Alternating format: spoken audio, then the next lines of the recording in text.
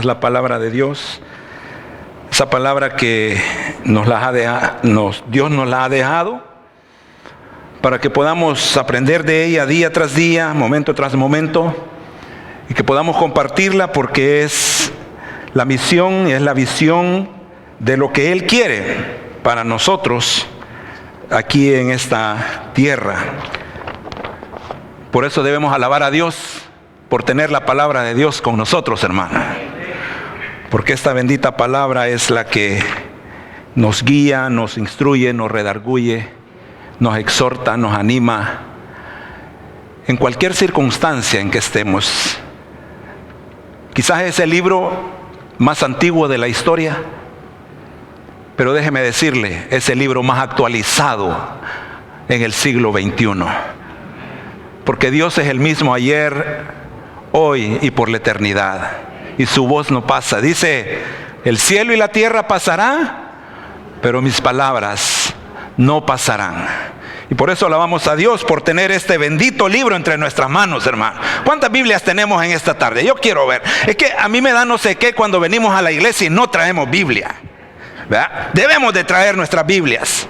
Ahora tenemos algunos dicen, mire hermano, pero aquí la ando, mire. Sí, pero entonces usted es de la secreta quizás, ¿verdad? Anda escondiéndola. Y no, debemos demostrar que somos creyentes, hijos de Dios. Porque los que venimos aquí, venimos agradecidos por lo que Dios ha hecho con nosotros, ¿no es cierto? Dios ha hecho una gran obra por nosotros y debemos de agradecerle a Él. El tema para esta tarde, hermanos, el tema para esta tarde es cómo mantener la unidad en la iglesia. ¿Cómo mantener la unidad en la iglesia? Unidad, al hablar de unidad, estamos hablando que todos andan buscando unidad. Usted pregunta en un matrimonio, ¿qué es lo que quisiera que se mantuviera más en el matrimonio? Diría que fuéramos bien unidos. Usted pregunta en un equipo de fútbol o de básquetbol, ¿qué se requiere para que el equipo llegue al triunfo? Es que todos los que están jugando en su momento trabajen unidos para llegar a obtener el triunfo que están buscando. Si usted pregunta a los sindicatos, ¿para qué se crearon los sindicatos? ¿Qué le van a decir? Es que queremos estar unidos y unidos hacemos más fuerza y así nos escuchan y logramos esto y logramos aquello. Pero déjeme decirle, hermano y amigos, si está con nosotros en esta tarde, fíjese que la unidad muchas veces la utilizamos mal también. Utilizamos unirnos para dañar. Utilizamos unirnos para destruir. Utilizamos la unidad para ir en contra de ciertas cosas. Hace más de 50 años, en una de las iglesias cristianas evangélicas, y esto lo vi por internet, la noticia, hoy que estaba preparando el tema sobre la unidad, y está esta historia de una iglesia evangélica en el sur de Carolina, aquí en los Estados Unidos, que por unanimidad, y cuando decimos unanimidad significa que toda la iglesia estuvo de acuerdo, se prohibió que en el templo de esa iglesia entraran personas de diferente color de la piel. Entonces, ¿para qué sirvió la unidad en ese momento? Para dañar, para destruir, para degradar. Sin embargo, hermanos, la iglesia ha sido llamada a la unidad para construir, para dar vida y para llevar la palabra del Señor. La iglesia, usted, que es la iglesia, ha sido llamado para ser en las manos de Dios, ser el barro que Dios prepara para un uso determinado que Él tiene para cada una de sus vidas. En Efesios capítulo 3, y esto no lo busque, hermano, solo lo voy a mencionar porque tengo que correr. Pablo nos dice en Efesios capítulo 4, versículo 3, que por perseverar la unidad del Espíritu en el vínculo de la paz, Ese es el fin de la iglesia. Procurad perseverar en la unidad del Espíritu, en el vínculo de la paz. En otras palabras, ¿qué nos está diciendo Pablo? De que quien da la unidad es el Espíritu Santo. Véase usted, si usted no fuera creyente, si usted no fuera hijo de Dios, usted no tendría unidad con los que estamos aquí. ¿Qué es lo que nos ha dado unidad a todos los que estamos aquí? En primer lugar, creer de que Jesucristo murió por nosotros. Al creer de que Jesucristo murió por nosotros en la cruz del Calvario, como lo hemos cantado en esta tarde, hermoso canto cuando nos dice esa sublime gracia, que Él murió por nosotros, el Espíritu Santo viene a morar en nosotros. Y es interesante porque cuando Jesús andaba con sus discípulos les dijo: ¿saben qué? Es necesario que yo me vaya, anunciando de la muerte de Él. Es necesario que yo me vaya, pero no lo voy a dejar solo, sino que vendrá el Espíritu Santo. ¿Y por qué te era necesario que Él se fuera? Porque Él estaba en carne y hueso. Él era un hombre, 100% hombre, y no podía permanecer eternamente con el cuerpo de hombre. Otra cosa era, hermano, Jesús estaba con nosotros. Él estaba con los discípulos, Él estaba con el pueblo. Mas sin embargo, hoy el Espíritu Santo no está con nosotros, sino que está en nosotros. Entonces tenemos que ver las ventajas que cuando Jesús dice: es necesario que yo me vaya, porque voy a mandar el Espíritu Santo. El Espíritu Santo entonces es el que genera la unidad en la iglesia. El Espíritu Santo es el que hace nacer en la iglesia esa parte que muchas veces nos cuesta. ¿Por qué nos cuesta? Nos cuesta porque todos pensamos diferentes. Nos cuesta porque todos somos diferentes. Nos cuesta porque todos actuamos diferentes. Nos cuesta porque todos reaccionamos diferentes. Y si todos reaccionamos, actuamos, somos y queremos ser diferentes, entonces por eso es que cuesta que seamos unidos. Fíjense que se cuenta una anécdota en una graduación de una universidad. Estaba totalmente lleno el auditorium donde estaba recibiendo los títulos. Y llegó el punto máximo, el punto culminante, donde iban a entregarle el título al joven que tenía las más altas calificaciones de la universidad. Aquel que había logrado que sus calificaciones fueran A+. Aquel joven que nadie había llegado a igualarle su récord de estudios, y por lo tanto la universidad le iba a otorgar un premio muy especial y unas becas especiales. Y no lo nombraron al muchacho, dijeron: póngale Serapio Ferrufino, pase, ustedes se le han homenajeado ahora. ¿Sabe qué? Serapio Ferrufino era un joven ciego. Era un muchacho ciego que cuando pasó lo tuvieron que guiar para llegar hasta el estrado. Y cuando llegó al estrado y le iban a entregar la medalla de honor, todo lo que le iban a rendir el tributo a él, dijo: yo quiero salirme de lo que ustedes han hecho aquí, les dijo a los representantes de la universidad. Pero yo quiero ser justo. Yo quiero ser justo en este momento. Yo no lo he logrado solo, este triunfo que ustedes me están otorgando ahora. Miren, dice: yo soy ciego, yo no puedo ver. Y para que yo haya obtenido las más altas calificaciones de la universidad, ha tenido que estar un compañero mío durante los 5 años de universidad, que él sí puede ver, y él me leía los libros, y él me leía las instrucciones, y él me daba todo lo necesario para que yo en mi mente imaginara y tuviera todo lo necesario en mi mente. Pero este hombre, dice, también necesitaba de mí, porque ¿saben qué?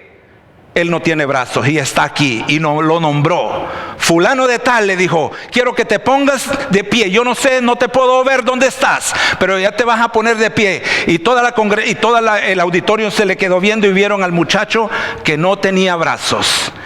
Y dijo el cieguito, el que recibía el alto honor: este hombre tiene lo que a mí me hace falta, pero yo tengo los brazos que a él le hacen falta.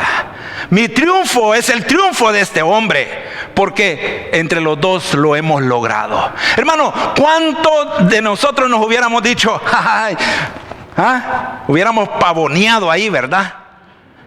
Hubiéramos sido un pavo real, no sospechaban con lo. Pero mire, cuando se tiene humildad y cuando se reconoce de que cuando se trabaja en equipo, y se ha trabajado en equipo y se ha logrado un triunfo, es de reconocer a todo el equipo. En la iglesia, hermanos, déjeme decirle, en la iglesia no pueden existir los llaneros solitarios. La iglesia somos un equipo.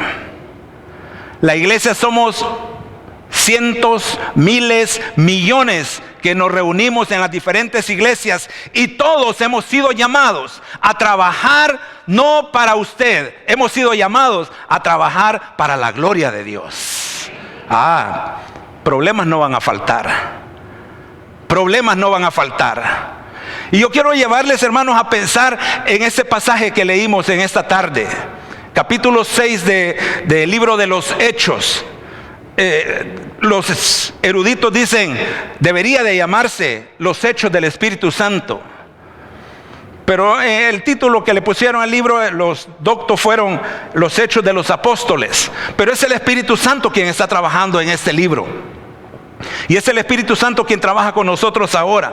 Y mire, si usted comienza a ver capítulo 1, capítulo 2, vemos cómo Dios derrama el Espíritu Santo sobre los que estaban esperándolo, el día de Pentecostés. Capítulo 3, vemos cómo aquellos hombres llenos del Espíritu Santo fueron y siguieron predicando la palabra de Dios, y la iglesia iba creciendo. De 12 que eran, dice que esperaban el Espíritu Santo como 120.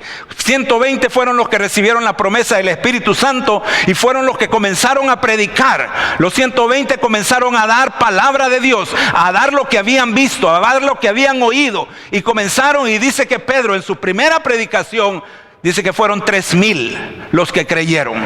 Siguió la predicación del Evangelio, capítulo 3, capítulo 4, y en el capítulo 5 vemos una vez más Pedro predicando, y otra vez 5,000 más se añaden a la iglesia.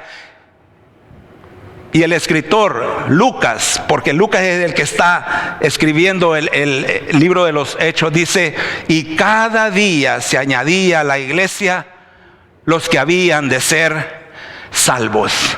La iglesia florecía, la iglesia triunfaba, la iglesia gozaba una salud, todo lo tenían en común. Dice que no había necesitado, no había alguien que lloraba porque el otro lo consolaba. Era unidad perfecta. Pero déjeme decirle, hermano, tampoco era una iglesia perfecta.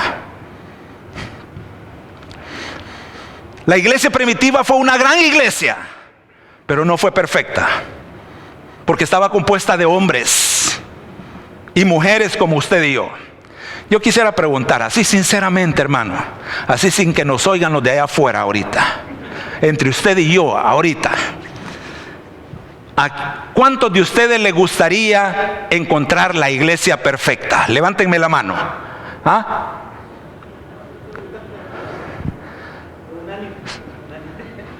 ¿A nadie le gustaría encontrar la iglesia perfecta? De verdad, ¿a quiénes les gustaría? ¿Les gustaría a ustedes?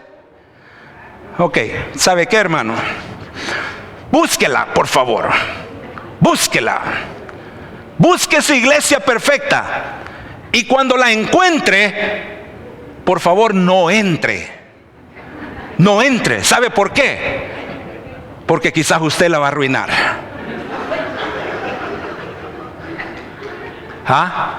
quizás, no estoy diciendo que así sea, pero quizás usted va a arruinar la perfección porque, no, es que yo busco una iglesia perfecta, mire, ahí adoramos bien. Otros dicen, no, es que nosotros oramos, es que nosotros cantamos, es que aquí el Espíritu Santo, es que aquí allá. Déjeme decirle, hermano, en toda iglesia el Espíritu Santo reina.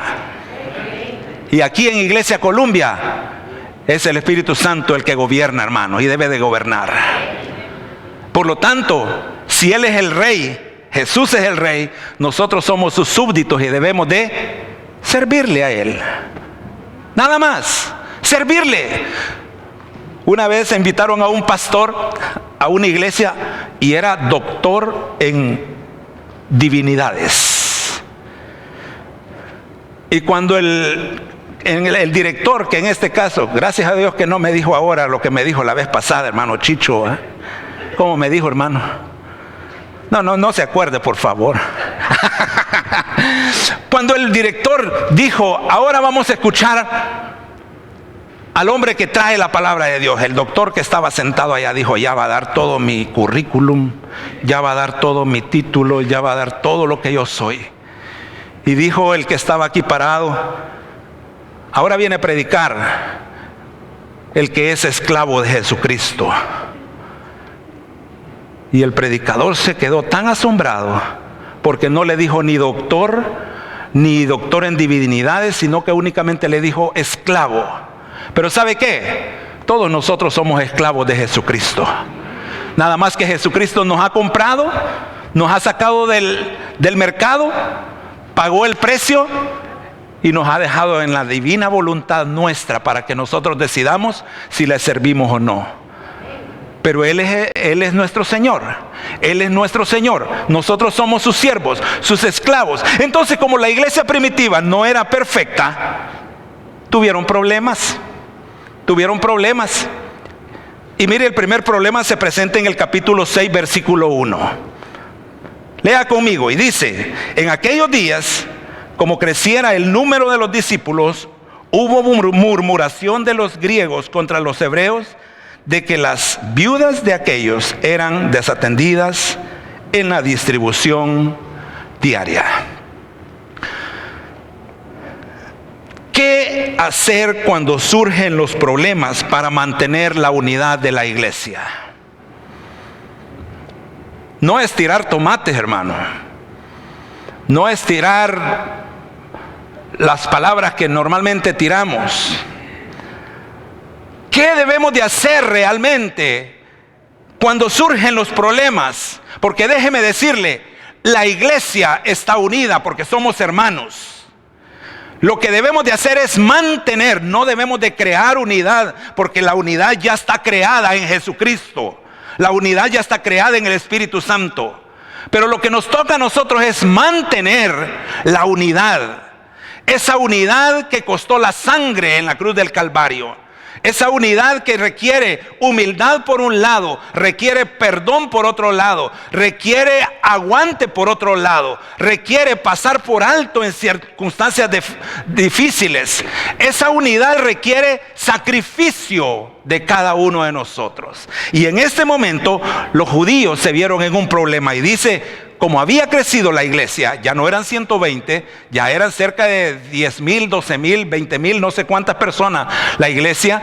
Y todo, dice que los judíos tenían un plan para dar a cada una de las familias alimentación. Dentro de ese problema surgen los griegos y dicen, los judíos nos están denigrando a nosotros, no están atendiendo a nuestras viudas. Y fíjese qué interesante, hermana, porque no dice a nuestras familias, sino que dice a nuestras viudas. Y ese es un tema muy especial porque viudas en la Biblia se menciona que hay por lo menos 4 o 5 tipos de viuda. Y en la Biblia dice a quienes la iglesia está encargada de sostener. No a todas las viudas, sino a algunas viudas. Pero eso será en otro momento. Pero aquí en Jerusalén estaba el problema. Las viudas de los griegos. ¿Por qué habla de los griegos? Porque recuérdense, muchos judíos habían salido huyendo de Jerusalén. Habían salido huyendo años atrás y se habían ido a otros países. Lo mismo que nos ha tocado a nosotros, hermana. Muchos de nosotros quizás hemos salido huyendo de nuestros países y hemos dejado todo atrás. Y algunos de ustedes tienen hijos ya en este país. Lo mismo estaba pasando en ese momento. Esos judíos que habían nacido en el extranjero, que el entorno en ese momento era un entorno griego, dice que se quejaron. Y el problema es, no nos están dando lo suficiente. ¿Cuál era el problema? Dinero. Dinero.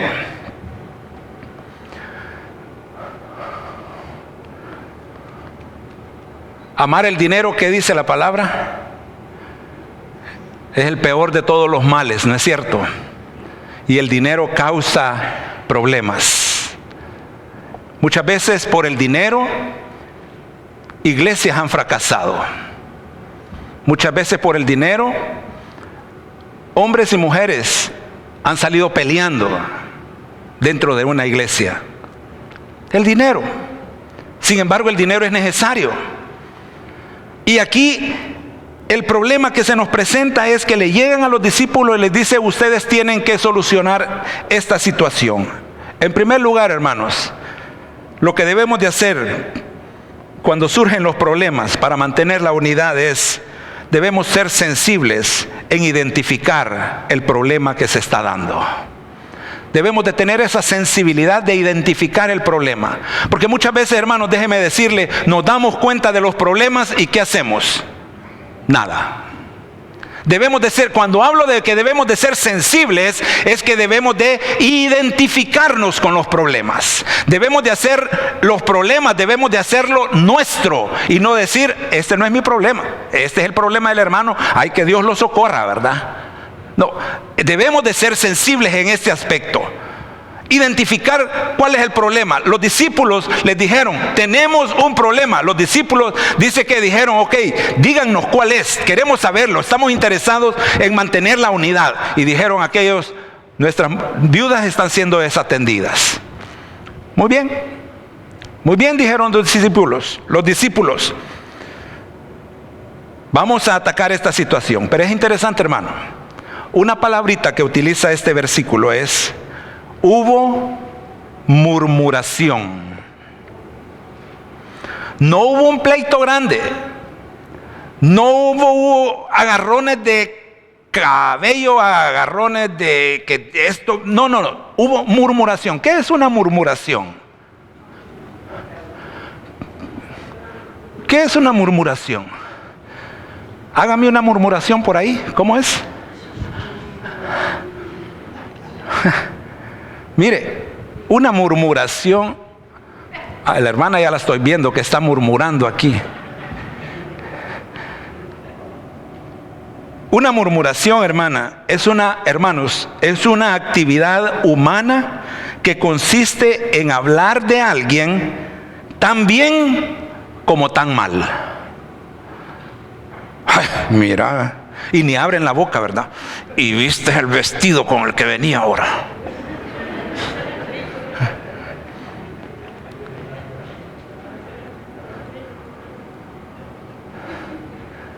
Murmuración. No hubo un pleito, una murmuración. Fíjense que esta murmuración generalmente no es de forma desfavorable, sino que la persona en cuestión, cuando hablan de ella, no está presente. Y es que es bonito hablar de alguien cuando ese alguien no está, ¿verdad? No, si uno se suelta ahí, gracias a Dios que no está ahí. Cuando está ahí enfrente, Dios le bendiga, mi hermana, mi hermano. ¿Cómo atacaron el problema los discípulos, hermano? ¿Cómo atacaron el problema los discípulos? Mire, versículo 2. Quiero que pongan mucha atención en esto, hermano, porque lo primero que debemos de hacer es identificar con sensibilidad, identificar los problemas. Pero el segundo punto que debemos de ver cómo solucionar o qué hacer cuando surgen los problemas es que debemos ser sensibles a las prioridades de la iglesia. Mire versículo 2 y versículo 4. ¿Qué dice? Léalo conmigo, hermano. Versículo 2. Entonces los 12 convocaron a la multitud de los discípulos y dijeron: no es justo que nosotros dejemos la palabra de Dios para servir a las mesas. Versículo 4. Y nosotros persistiremos en la oración y en el ministerio de la palabra. Muy bien, el problema está presentado. Los discípulos lo han recibido. Y ellos comienzan a analizar y dicen: momentito, este problema es administrativo, este problema es de dinero, tiene que ver con dinero. Y dicen los discípulos: aquí tenemos que ver prioridades. Prioridades. Y aquí es donde la iglesia tiene que sensibilizarse también, hermanos, porque muchas veces como miembros de una iglesia tenemos que saber que en las iglesias hay prioridades. Muchas veces nosotros quedamos en segundo lugar porque la prioridad, y es lo que los discípulos dicen: no es justo que nosotros dejemos de predicar la palabra de Dios por servir a las mesas. No es justo que dejemos de dar a conocer lo que Jesús ha hecho, lo que Jesús hizo en la cruz del Calvario, por estar queriendo contentar o alegrar al hermano que está ahí, que ay, qué pobrecito, que hay que sobarle el lomo, ¿verdad?, para que se mantenga ahí. Los discípulos no andan con cuentos, hermano. Dice: momentito, aquí tenemos que poner los puntos sobre la mesa. ¿Qué es primero y qué es después? Y ellos dicen: ¿saben qué? La palabra de Dios es sobre todo.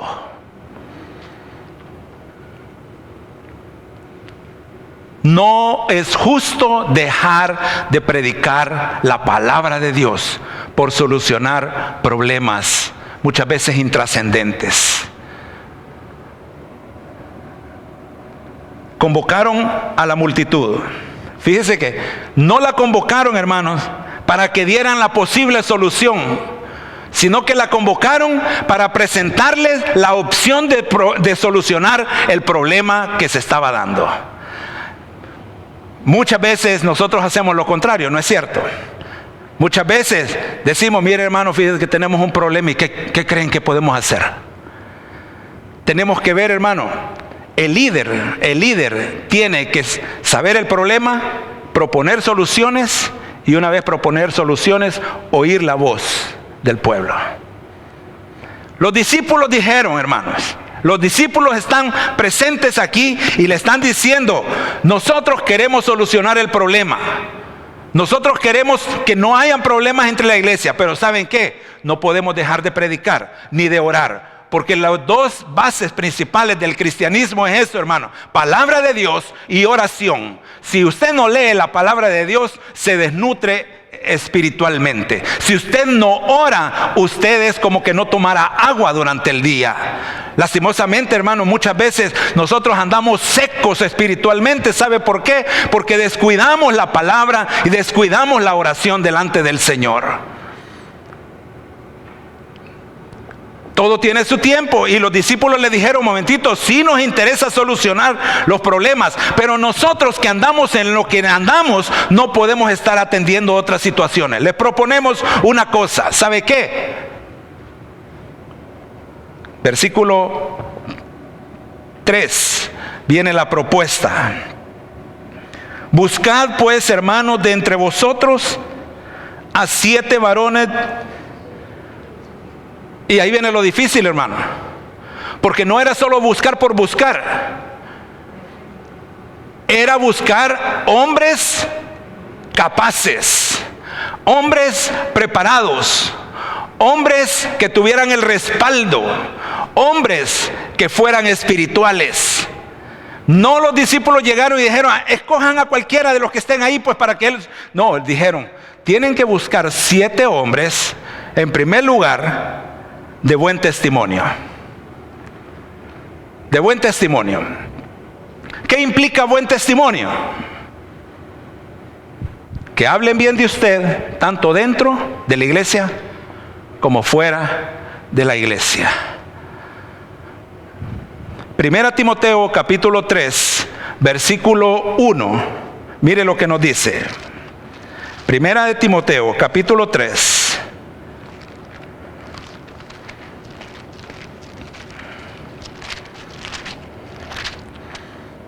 versículo 3, versículo 1, dice, capítulo 3, versículo 1, dice, palabra fiel, si alguno anhela obispado, buena obra desea. Y continúa diciendo, pero mire el versículo 7, también es necesario que tenga buen testimonio de los de afuera, para que no caiga en descrédito y en lazo del diablo. En otras palabras, si usted sigue leyendo versículo 2, versículo 3, Pablo le está instruyendo a Timoteo y le dice, aquel que quiera ser siervo de Dios, aquel que quiera servir en la obra de Dios, buena obra desea, pero no es para cualquiera. Dice, tiene que ser, y vienen las características, una por una. Tiene que ser hospitalario, no pendenciero, eso significa no pleitisto, no avaro, eso significa que no busque el dinero como que, de verdad que hay quienes se desesperan por buscar el dinero. No, el líder tiene que tener la línea que el Señor quiere. Pero al final, el versículo 7 dice, pero es necesario que también tenga buen testimonio de los de afuera. Pregunto, hermanos, ¿cómo está su testimonio? Si se eligiera ahora, hermano, líderes para la iglesia, ¿cuántos levantaran la mano? De buen testimonio. Pero no solo se queda de buen testimonio, sino que dice, la segunda cosa que debe de reunir este hombre que va a trabajar con las multitudes, dijeron los discípulos, es que sean llenos del Espíritu Santo. Y ahí vamos una vez más, hermano, a que todos tenemos el Espíritu Santo. Amén. Amén, hermanos. Amén. Pero no todos somos llenos del Espíritu Santo. Sí tenemos el Espíritu Santo, muchas veces contristado, muchas veces ahí en un rinconcito. Y esto quiero identificárselo, hermano, como que nuestro cuerpo, nuestra vida es póngale un hotel donde hay un montón de habitaciones. Cuando ese hotel está totalmente lleno, las habitaciones, y todavía ponen el rótulo, no hay habitaciones, porque no hay espacio. Y eso es lo que pasa cuando el Espíritu Santo toma control total de nuestras vidas. No hay espacio para más. El Espíritu Santo está en nosotros y Él es el que gobierna. Pero muchas veces tenemos 1, 2, 3, 4, hasta 5 habitaciones vacías en nuestra vida. Que el Espíritu Santo quiere trabajar en esas habitaciones, quiere entrar a esas habitaciones y no puede entrar. No puede entrar. ¿Cuántas habitaciones de su vida están vacías, hermano? La Biblia, los apóstoles dijeron, quien quiera servir y trabajar con la multitud, tiene que ser de buen testimonio. Y la idea, se me olvidaba decirle esto, hermano, cuando dice de buen testimonio, es como cuando ustedes, hermanas, están en la cocina y ponen la cacerola, o ¿cómo le llaman? Una olla en el fuego, y no tiene dónde agarrarla. No tiene dónde agarrarla, sino que tiene que, normalmente agarran dos cosas ahí, ¿verdad? Y la agarran y la ponen. Pero no la pueden agarrar sin la protección. La idea de buen testimonio es eso, que su testimonio nadie pueda agarrarlo de cualquier lado, sino que usted esté libre de toda acusación. Ese es buen testimonio. Que usted sea una olla hirviendo, que nadie le pueda poner el dedo. Pero también que usted sea lleno del Espíritu Santo. Y por si quedaba alguna cosa, dicen, no solamente se necesitan hombres honestos, de buen testimonio, hombres espirituales llenos del Espíritu Santo, sino que se necesitan hombres llenos de sabiduría. En otras palabras, hombres competentes que puedan realizar la tarea.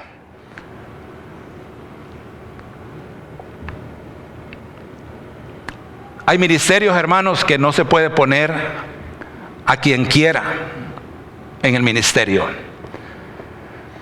sino que se debe de nombrar al que está capacitado para hacerlo.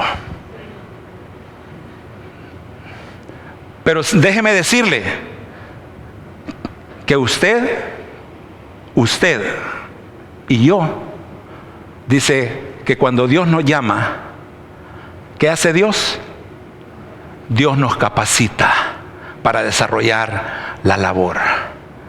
Amados hermanos, en esta tarde mi deseo es ponerles en su corazón, ¿sabe qué? 3 cosas que usted desee para servirle al Señor. Que usted sea un hombre y una mujer de buen testimonio para los de afuera, para los de la iglesia, pero antes que para ellos, para la gloria de Dios. Que tenga un testimonio que agrade a Dios, que sea un hombre que viva la vida espiritual, que sea una mujer que esté presente en todo momento, palabra del Señor, oración, intercesión, comunicación, que todo eso, hermano, vaya en beneficio de la obra, y la capacitación vendrá porque el Espíritu Santo para eso ha venido a nuestras vidas, para capacitarnos en lo que debemos de hacer. ¿Cuál fue la reacción del pueblo cuando los discípulos le dijeron, escojan?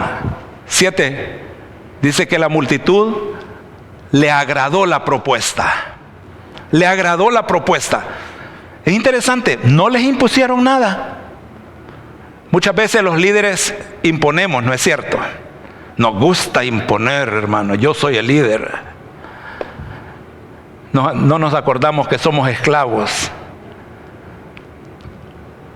Los discípulos lo que hicieron fue proponer. Y la multitud dice que agradó la propuesta. Versículo 5.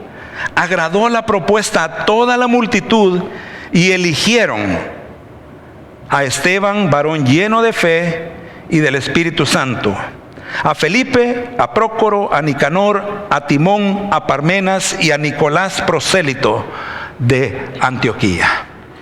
¿Quiénes eran los que se quejaban, hermanos, al principio? Los griegos. Interesante que los 7 hombres que escogieron eran descendientes griegos.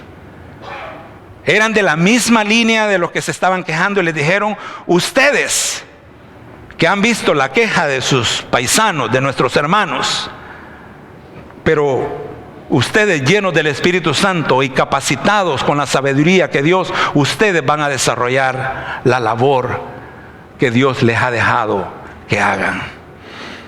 Amados hermanos,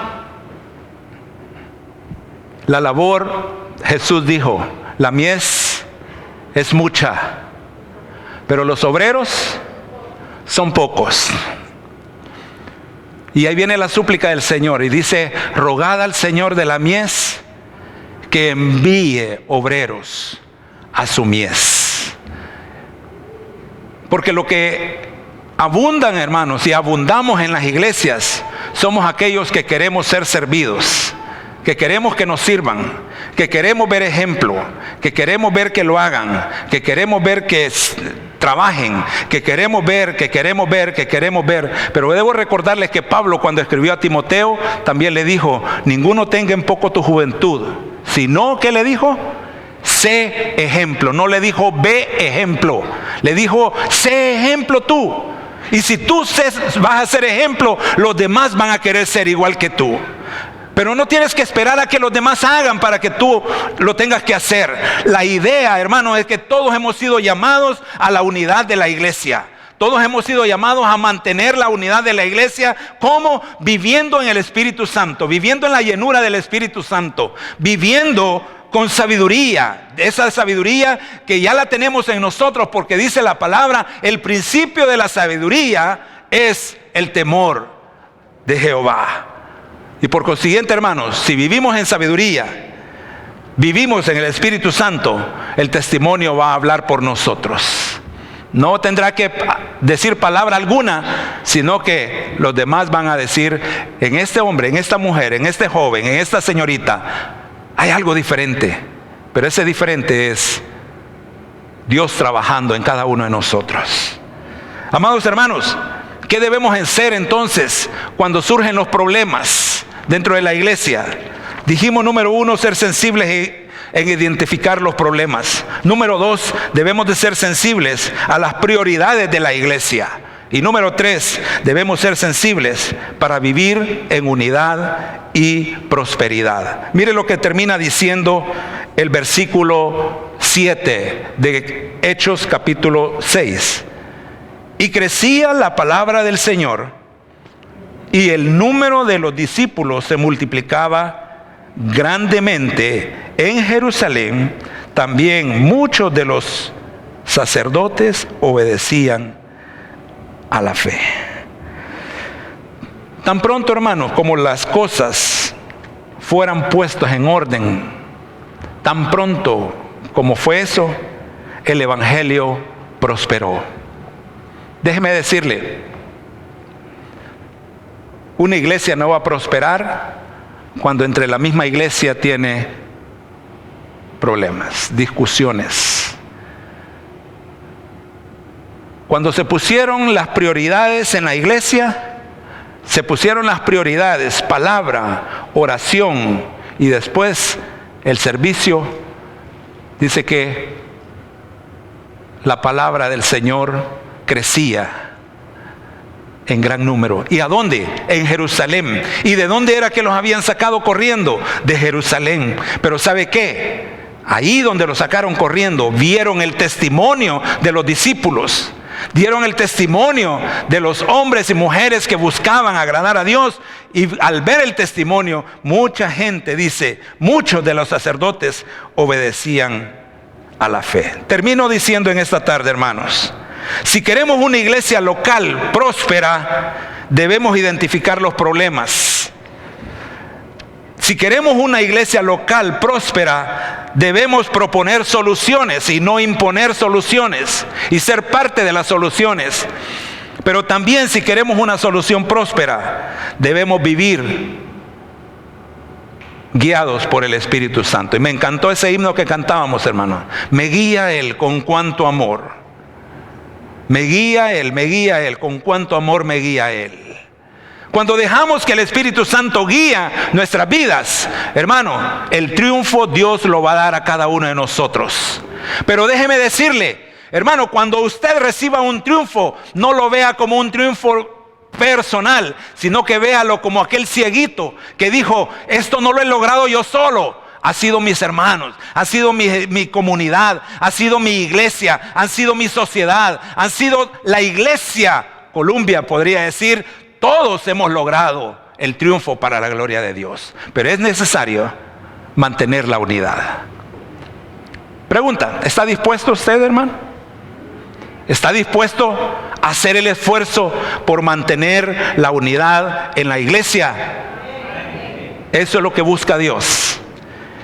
Y si usted pone de su parte, no solamente la parte material, sino que la parte espiritual también, dentro de pocos tiempos, hermano, ustedes van a hacer noticia, no solamente en Virginia, sino también en el resto del mundo.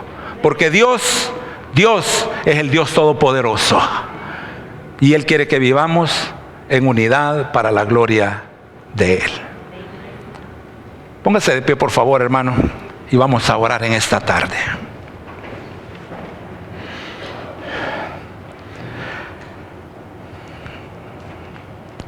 Señor, gracias porque tú nos has permitido ver este pasaje en el cual podemos analizar nuestras vidas de servicio delante de ti. Que muchas veces, Señor, confesamos delante de ti, Señor, que no lo hemos hecho correctamente.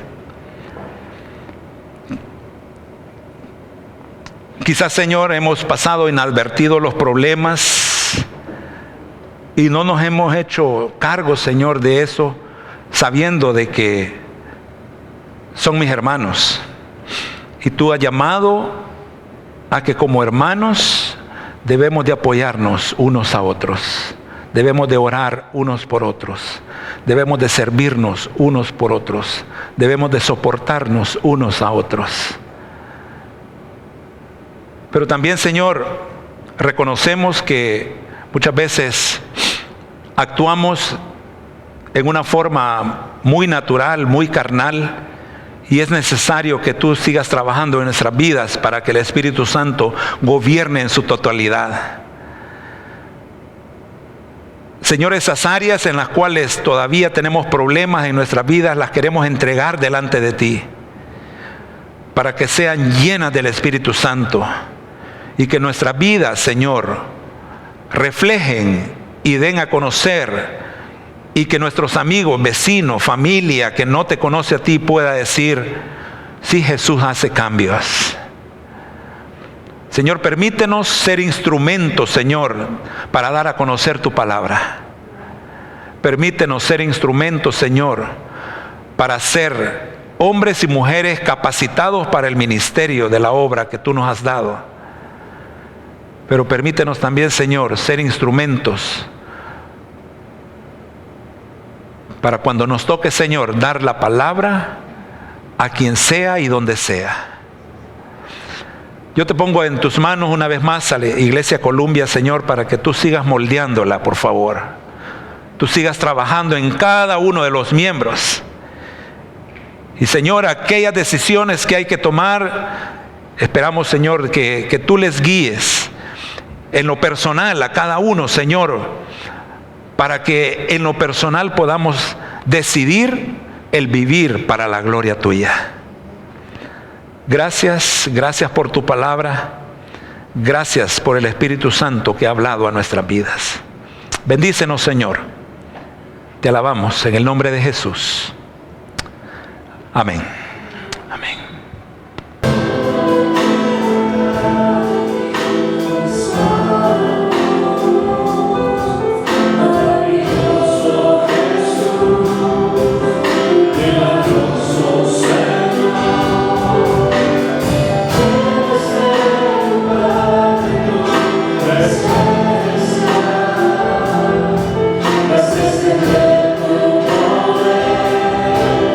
Los que están